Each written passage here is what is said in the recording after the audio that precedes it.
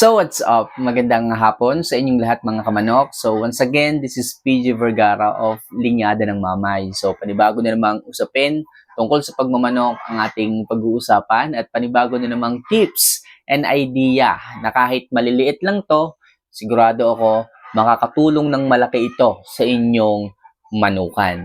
So mga kamanok, narinig nyo na ba yung tinatawag na dextrose powder? Okay? So kung hindi mo pa naririnig yan, tamang-tama sa iyo ang videong ito at aking pipiliting ipaliwanag kung ano ang magandang benepisyo ang pupwedeng maidulot ng dextrose powder sa inyong mga alagang mga manok. So ang dami ditong nagtatanong ang daming nagko-comment about this. Kung ano daw po ang ibig sabihin ng dextrose powder, kung bakit daw po ito ginagamit at binibigay, at ano po yung magagandang benepisyo na maaaring makuha ng ating mga alagang mga manok dito.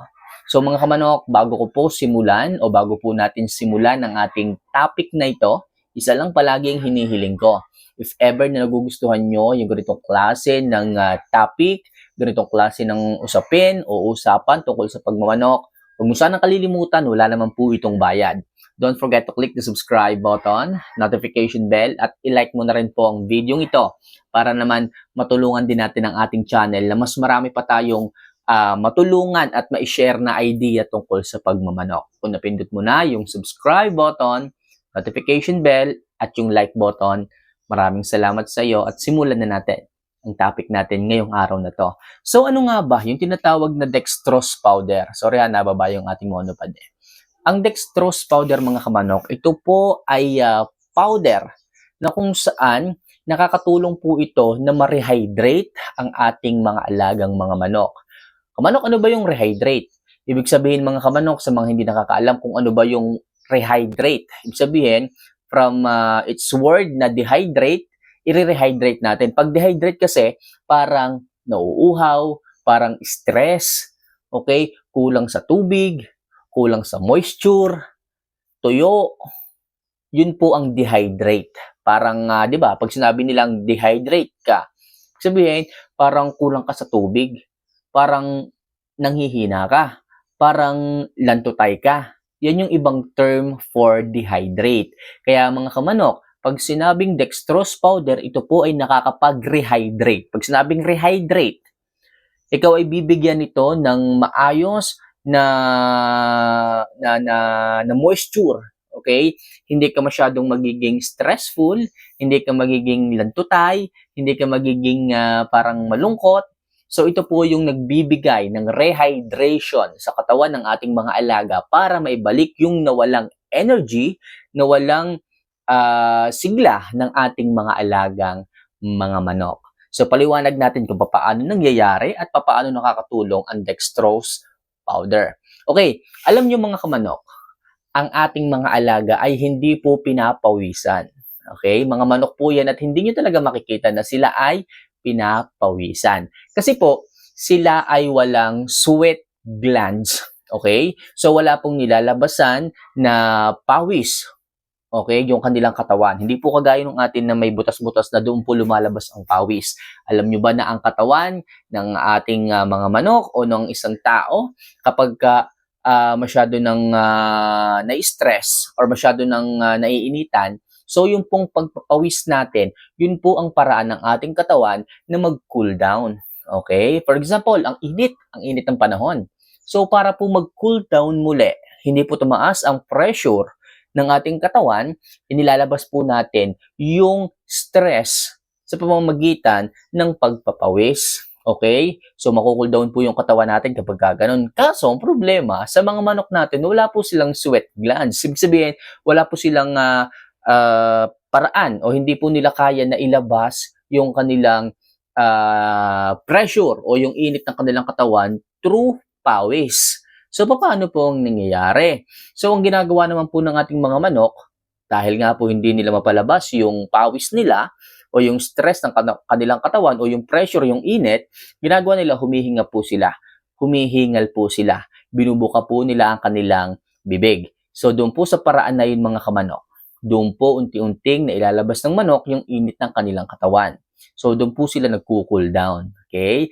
Meron pang isa. Pag po binubukan nila ang kanilang mga wings, mapapansin nyo kapag mainit ang panahon, nakabuka po yung kanilang kilikileng ganyan. So, isa rin po yung paraan ng manok upang ma-cool down ang kanilang katawan. Okay? So, kapag po ang hangin ay pumapasok sa kanilang katawan, sa kanilang bibig, nilalabas po niyo yung init ng kanyang katawan, doon po nagko-cool down ang katawan ng manok.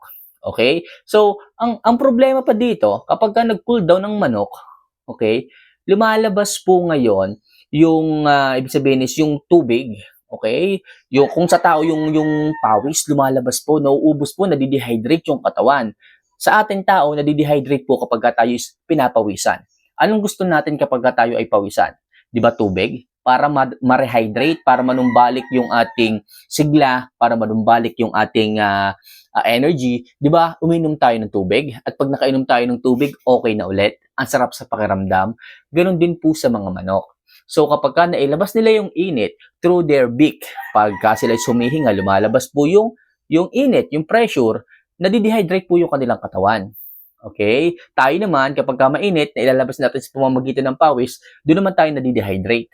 So, paano tayo makakapag-rehydrate? So, uminom tayo ng tubig. Sa manok naman, dextrose powder po ang ating ibinibigay. Inihahalo sa pagkain, tsaka natin po ibinibigay. Kasi po, pag po hindi po natin na-rehydrate ang katawan ng ating mga manok, through dextrose powder, ano ang magiging sunod na maaaring mangyari? So, ang katawan po ng manok, madidehydrate nga. Kulang sa tubig, mauuhaw. So, ngayon, yung kanyang circulation ng dugo sa loob ng kanyang katawan, mahihirapan ngayon na mag-circulate. Okay? So, yung cardiovascular system ng manok, pag sinabing cardiovascular system ng manok, yun po yung mga puso, yung mga vitals, puso, atay, ano pa ba? Lungs. Pag yan po ay na-dehydrate ang katawan ng manok, medyo may stress yan na mag-pump kasi medyo makapal yung dugo, okay, na nasa loob ng katawan, kulang po siya sa rehydration, sa oxygen.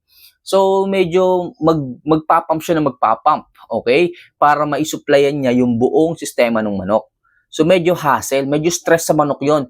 Pabibilisin niya ang pump ng puso para umikot. So, stressful sa manok yon. Kasi nga po, mabilis ang tibok ng puso eh. Pag mabilis ang tibok ng puso, stress sa manok kasi masyadong mabilis. Dapat, normal lang o relax lang dapat ang pintig ng puso para normal din yung process flow. Kaso nga, mainit ang panahon, kailangan i-rehydrate, so magbibigay ngayon tayo ng dextrose powder. Ito po yung nagbibigay ng rehydration and moisture sa katawan ng ating mga alaga para maiwasan yung stressful moments na makukuha ng ating mga manok sa ating panahon. Okay, kaya makikita nyo kapag sobrang init, nakabuka ang bibig ng manok, nakabuka din ng pakpak. So, yun po ang paraan nila na pag-cool down. Para ma-rehydrate ang manok, nagbibigay tayo, nagsasama tayo ng dextrose powder sa ating mga alagang mga manok sa pagkain nila. Di ba? Kaya nga po tinawag itong dextrose powder in a form of powder na kapag bibigay ito ng extra energy para manumbalik yung dating sigla ng ating mga manok. In comparison sa mga tao or sa atin, 'di ba? Nagbibigay ang ating mga hospital, doctors ng mga dextrose, 'di ba? In the form of liquid na kahit hindi tayo kumain, hindi agad tayo magugutom. Ganoon din po sa manok. Dextrose powder naman in a form of powder ang paraan nila upang mabigyan ng ating mga manok ng extra moisture para po hindi ganon may stress kaagad ang ating mga alagang mga manok. Kaya napakahalaga mga kamanok ng dextrose powder. Sana kahit paano mga kamanok na bigyan ko kayo ng konting paliwanag man lamang pagdating sa ganyang klase ng suplemento o vitamina. Okay, so na-miss ko yung ganitong klase ng usapan sa pagmamanok, yung medyo malalim na. So kung gusto mo pa ng ganitong klase ng paliwanag, ganitong klase ng video, mag-comment ka lang dito. Okay? So mag-comment ka lang ng yes. Next video, gawa tayo ng mas marami pang paliwanagan pa ng medyo malalim pagdating sa pagmamanok. So mga interesado na Okay, mag-try nitong dextrose powder. Ilalagay ko na lang po, hindi ko alam kung dito, dito, o dito kung saan lalabas dyan yung ating dextrose powder. So, pwede po dito kayong umorder, pwede po dito po kayong kumuha.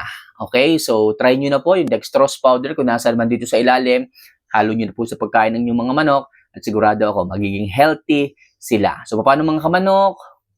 See you for our next vlog. Mag-comment ka lang and gawan ko kayo ng video. So, paano mga kamanok? Paalam sa inyo.